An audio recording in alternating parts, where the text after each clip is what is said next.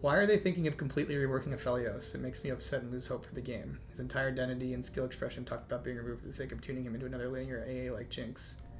I think you are being a little bit hyperbolic with the idea of entirely reworking APHELIOS.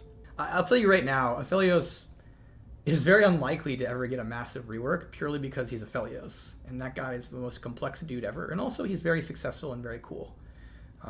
There's a big difference between big rework versus like, hey, perhaps this character should move a bit more towards auto-attacking.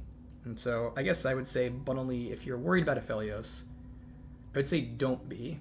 Any changes we do to that guy would be in the interest of the character. We're not trying to force him into something he's not.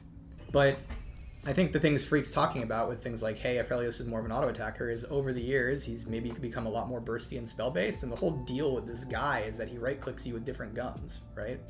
So I think it would be a very reasonable thing if we're like saying, hey, APHELIOS players might want to right-click you with different guns a bit more, and let's like make sure that's viable.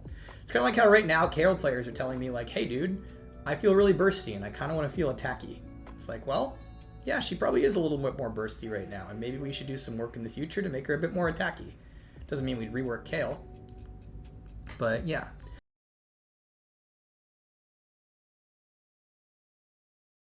They tend to be a burst and damage reliant class that is immobile in a game where burst and damage has gotten a bit weaker over the years. And they're in a lane where they're against a lot stronger opponents who tend to be a lot more mobile than them. So they need ways to make up for their immobility. A character who does this pretty well is Brand. Brand is a very strong mage because of the new items that he heavily synergizes with, and so he's able to make up for his immobility by the power he gets through his dots. But that doesn't mean all control mages are bad. There's a lot that tend to be good, especially in pro play. Thoughts on UDYR? So my thought on UDYR is that, again, personal thought, really important to note this is a personal thought on UDYR. It doesn't mean it's actually correct. I think he's just been a little weak for a while. He's like a very straightforward character who wins like half his games. And I feel like he's kind of like Garen or someone who, like, if he's winning half his games, he's actually probably a little weak. But I don't know. I don't have much thoughts on him besides that. Just feels like, overall, cool rework, cool guy. I'm just wondering if his resting win rate is supposed to be a bit higher. He had to be nerfed a lot for, like, his lethality build and stuff. And I'm just wondering if he's in the best long-term state. I think you're wrong. He has way more skill than Garen. It's not that he doesn't have any skill. It's that at the end of the day, UDYR, to some degree, doesn't get to just outplay you.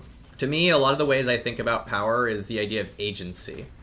So agency is the idea that if you are good at a character, or not even good at a character, I think good at a character is actually like a bait for what I'm talking about.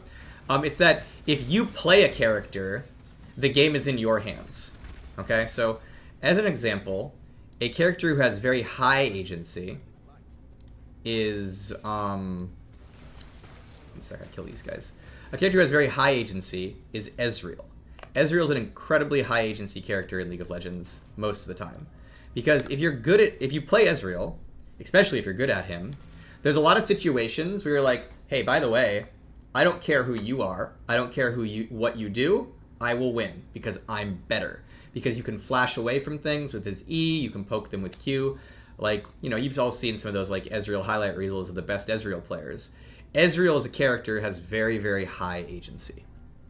And so you'll notice we tend to balance EZREAL at 50% or lower win rate. He tends to be lower than that. And I think that is correct given the fact that EZREAL has a big advantage when it comes to just being able to outplay most things he runs into.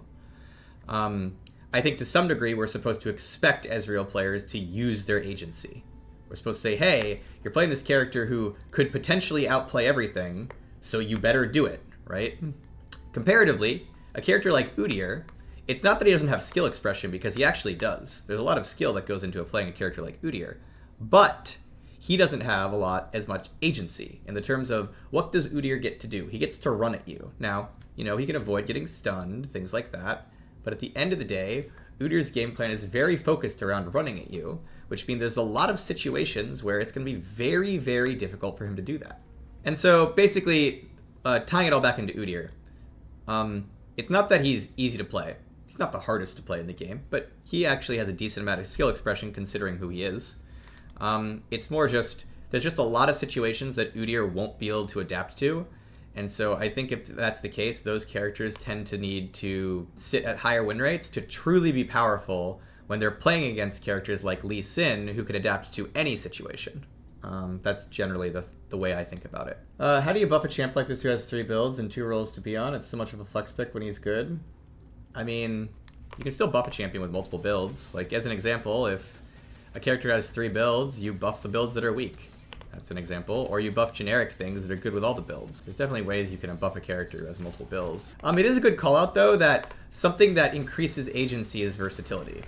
So a character who can build multiple things to react to a situation, that increases agency. A character who can go into multiple roles probably is stronger in general. Here's a thought. If there's ever a character that can go to 4 roles, it probably doesn't matter what their win rate is. They're probably strong. That's not always true, of course, but like, it's kind of idea that if you are versatile enough to go to 4 roles, there is probably something going on with your strength. It is very rare that you see that character that can go into 4 roles who is genuinely balanced in all of them. A character going to 4 roles is often like an indication that they're strong. They're potentially too strong somewhere. Like, there's this argument in chat right now about Graves being a balancing nightmare. But like, I look at Graves right now, and quite literally right now, if you go look at jungle play rates, he is one of the top 10 most played junglers in Emerald. I don't know how popular he is in lower MMRs. I think looks like not as popular, unless I missed him. Where is he? Graves. Yeah, he's still pretty popular. He's very popular in low MMRs as well. So across all MMRs, he's a very popular character. He has around a 50% win rate. He's not being banned. And so, like, I don't look at this character and see any proof of your assertion that he is a balanced nightmare who needs a rework and is always either broken or useless. If you're saying that, what is he right now? Is he broken or useless? Because I look at him right now, and I'm not going to say he's in a perfect spot, but it looks like he's chilling. It looks like he is a perfectly viable, useful jungle who people can play, win the game on, and he's not pushing out competition, and he's not trash. So, yeah, I don't know. Hard for me to look at Grooves right now and be like, yeah, that guy needs a rework. Doesn't mean he couldn't be improved, to be very clear. Like, there might be some improvements we can do to Graves. Some improvements to Graves' pure crit build over the typical lethality crit build would be nice. See, so that I agree with. That it's like, there are builds on Graves that ideally would be better that like just aren't too great right now. So I think that's definitely like worth thinking about, is like, are there things we can do to improve some of Graves' builds in that way? Why is build diversity important for champions, especially when characters seem to be balanced against their most successful builds? Well, it depends on the champion. For a lot of champions, build diversity isn't important at all. But for some champions, especially champions who have builds they like enjoy, there is value in creating diversity there. So, as an example, there's value in Graves having a variety of different builds because he has a variety of different things he wants, right? There's value in Kaisa having a variety of different builds. And so there's certain characters whose like gameplay and themes speak to having build diversity in ways that like would make them more compelling characters over the long term. And I would argue Graves is one of them.